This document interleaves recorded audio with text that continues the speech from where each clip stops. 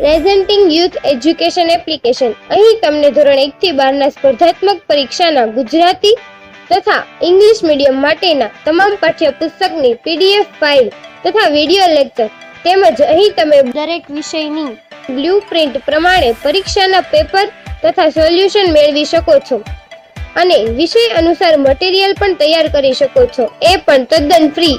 તો અત્યારે જ આ એપ્લિકેશન ડાઉનલોડ કરો અને લિંક ડિસ્ક્રિપ્શનમાં આપેલ છે। નમસ્કાર વિદ્યાર્થી મિત્રો, હું ડીએ પંપાણિયા, ભૂગોળ ધોરણ 12 પ્રકરણ નંબર 2 માનવ વસ્તીની અંદર આપ સૌ વિદ્યાર્થીઓનું ફરી એકવાર અમારી ચેનલ ઉપર હાર્દિક સ્વાગત છે।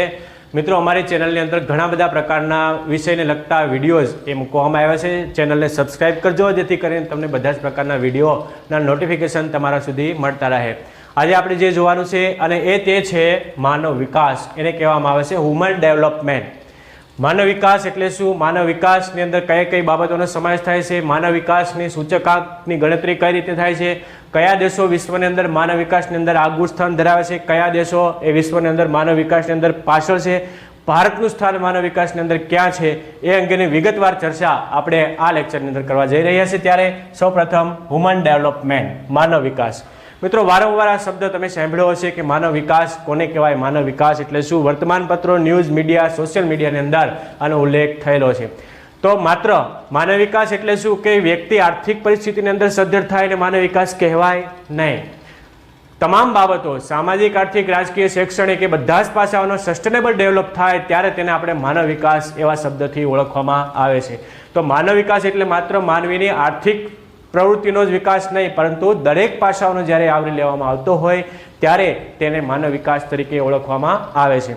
તો આ મુદ્દાની અંદર માનવ વિકાસની માપન કઈ રીતે થાય એની પણ આપણે ચર્ચા કરીશું। તો તમને એ ખ્યાલ આવ્યો કે માનવ વિકાસ એ માત્ર નહીં કે આર્થિક પરિસ્થિતિ, પણ શિક્ષણ છે, સ્વાસ્થ્ય છે, આરોગ્ય, આ બધી બાબતોને સાથે લઈ અને જે વિકાસની ગણતરી કરવામાં આવતી હોય તેને આપણે માનવ વિકાસ તરીકે ઓળખવામાં આવે છે।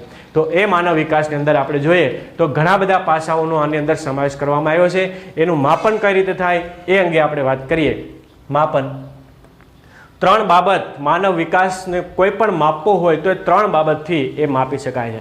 મિત્રો, ભારત દેશના જાણીતા અર્થશાસ્ત્રી અને નોબેલ પારિતોષિક એવોર્ડ જેને મળેલો છે એ પ્રોફેસર અમર્ત્ય સેન, એણે જે હ્યુમન ડેવલપમેન્ટ ઇન્ડેક્સ HDI જેને કહેવામાં આવે છે અને સંયુક્ત રાષ્ટ્ર સંઘ દ્વારા જે 1990 ની અંદર 188 દેશો માટે માનવ વિકાસ નક્કી કરવામાં આવ્યો હતો, તેમાં પણ ડૉક્ટર અમર્ત્ય સેનની ભૂમિકા ખૂબ અગત્યની હતી અને એક મહાન સમાજશાસ્ત્રી જે ભારતના નોબેલ પારિતોષિક એવોર્ડ મળેલા, એનો ફાળો માનવ વિકાસની અંદર ખૂબ રહ્યો છે।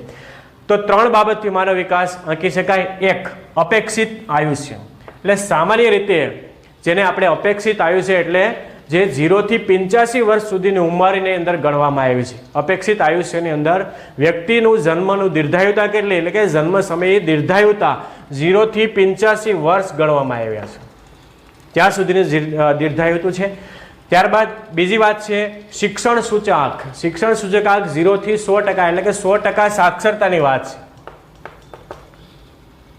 જન્મ સમયે દીર્ઘાયુતા 0 થી 85 વર્ષની ઉંમર, સામાન્ય સાક્ષરતા દર 0 થી 100%, અને બીજી આ વસ્તુ છે આવક।